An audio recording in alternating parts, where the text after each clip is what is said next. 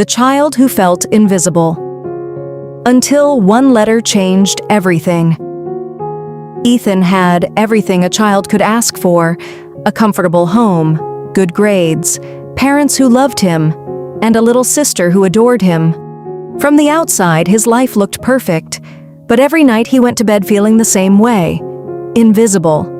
Not because his parents didn't love him, but because they were so busy building a life for their family that they stopped noticing the little boy standing right in front of them. Then one day, Ethan wrote a letter, and that letter changed everything. 11-year-old Ethan lived with his parents, Mark and Sarah, and his younger sister, Mia. His father worked long hours as a project manager. His mother was a nurse who often picked up extra shifts. Their lives were filled with meetings, deadlines, schedules, and responsibilities. Every morning felt rushed, every evening felt short, and every weekend seemed to disappear before it even started. At first, Ethan didn't mind.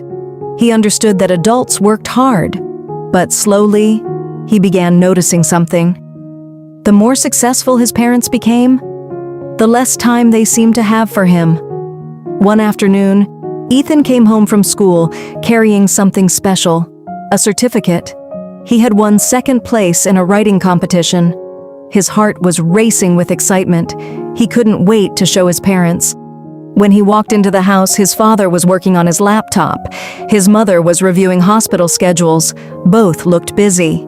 So Ethan waited, and waited, and waited. Eventually, his father glanced at the certificate and said, "That's great, son." Then the phone rang. The conversation ended before it even started. That night, Ethan placed the certificate on his desk. Nobody asked to read it. Nobody asked what he had written. Nobody mentioned it again. It was a small moment, but small moments have a way of piling up. A few weeks later, Ethan had a football match. His father promised he would be there.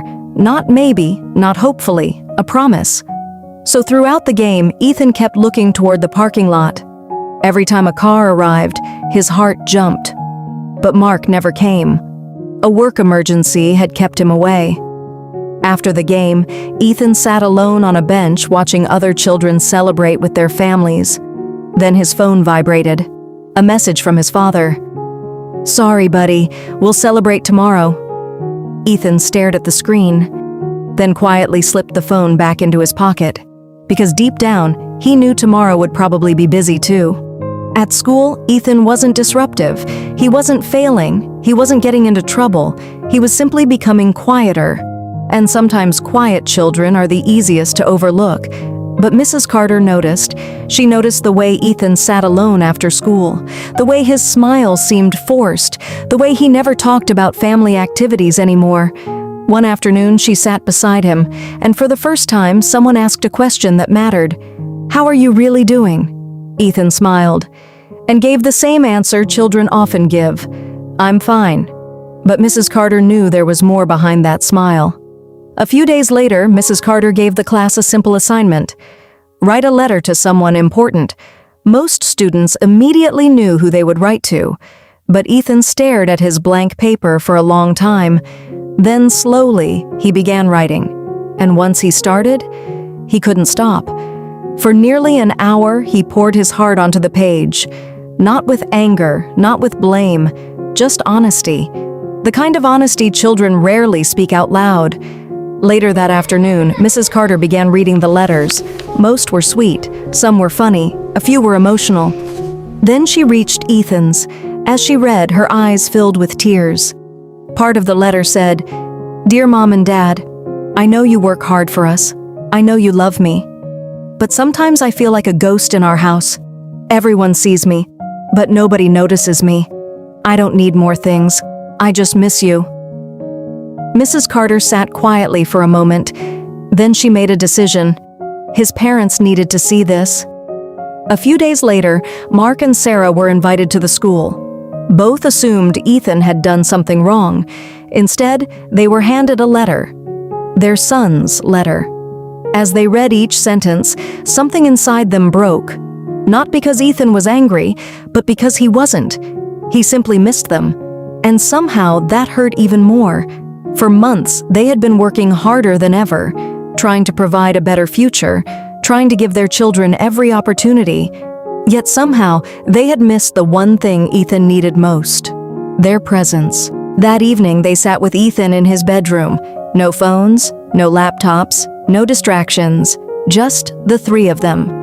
For the first time in months, they talked. Really talked. Ethan shared how lonely he felt, how much he missed family dinners, how much he missed football games and bedtime conversations. And as he spoke, his parents listened. Not for a minute, not between emails, not while checking notifications. They truly listened. The next day didn't magically solve everything. Life was still busy, bills still needed to be paid, work still mattered. But something changed. Dinner became family time. Phones stayed away from the table. Saturday mornings became family mornings. Football matches became non-negotiable.